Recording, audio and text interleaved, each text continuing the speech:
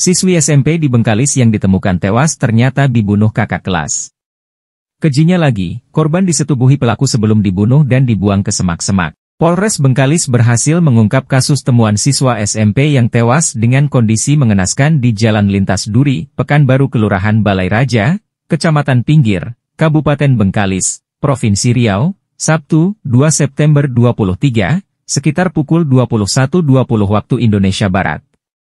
Korban diidentifikasi LS, 13, beralamat di Jalan Fajar Kelurahan Balai Raja, Kecamatan Pinggir sempat dicari oleh keluarganya karena tak pulang-pulang dari sekolah. Tim Satreskrim dan Polsek Pinggir Polres Bengkalis mengamankan seorang terduga pelaku penyebab tewasnya siswa SMP masih berseragam olahraga tersebut. Pelaku yang diamankan berinisial APS, 14, pelajar kelas 2 SMP dan merupakan kakak kelas korban beralamat di Pinggir, Minggu 3 September sore kemarin. Hal ini diungkap Kapolres Bengkalis AKBP Setio Bimo Anggoro kepada awak media saat melakukan pers rilis secara hybrid di Mapolres Bengkalis, Senin 4 September pagi. Menurut Kapolres hasil autopsi, korban tewas mengenaskan akibat hantaman benda tumpul di bagian leher dan kepala, lalu meninggal dunia karena kelemasan. Dan ditemukan tindakan pemerkosaan dialami oleh korban. Hasil penyelidikan dan petunjuk dari olah kejadian perkara, TKP, petugas menetapkan APS sebagai tersangka. Motif 3 orang kakak kelas bunuh dan perkosa siswi SMP di Riau belakangan menjadi sorotan. Ternyata korban sudah lama terus diintai sebelum akhirnya dihabisi. Penemuan jenazah siswi SMP yang dibunuh itu awalnya menggegerkan warga sekitar. Keluarga sudah curiga karena korban tak kunjung pulang dari sekolah sampai pukul 21. Akhirnya setelah dicari, diketahui bahwa korban menjadi target pelampiasan dendam yang dilakukan oleh 3 orang kakak kelasnya.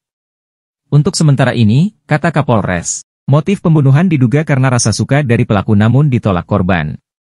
Korban juga diduga dicabuli oleh pelaku. Untuk pelaku, saat ini masih dalam pemeriksaan dan pengembangan.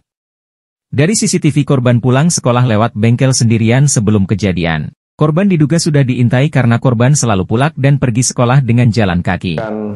Keterangan tersangka maupun keterangan saksi-saksi yang lainnya bahwa pelaku secara spontan merasa bernafsu melihat korban yang pada saat itu bersama-sama berjalan menuju ke arah pulang dari sekolah.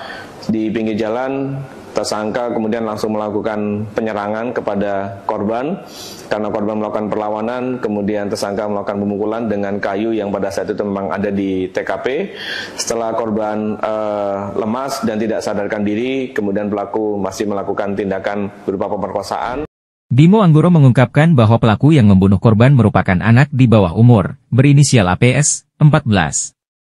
Karena pelaku anak di bawah umur, kami meminta pendampingan dari Bapas dan polisi akan meminta bantuan psikolog untuk memeriksa kejiwaan pelaku. Berdasarkan hasil pemeriksaan, pelaku mengaku melakukan pembunuhan karena nafsu melihat korban saat pulang sekolah.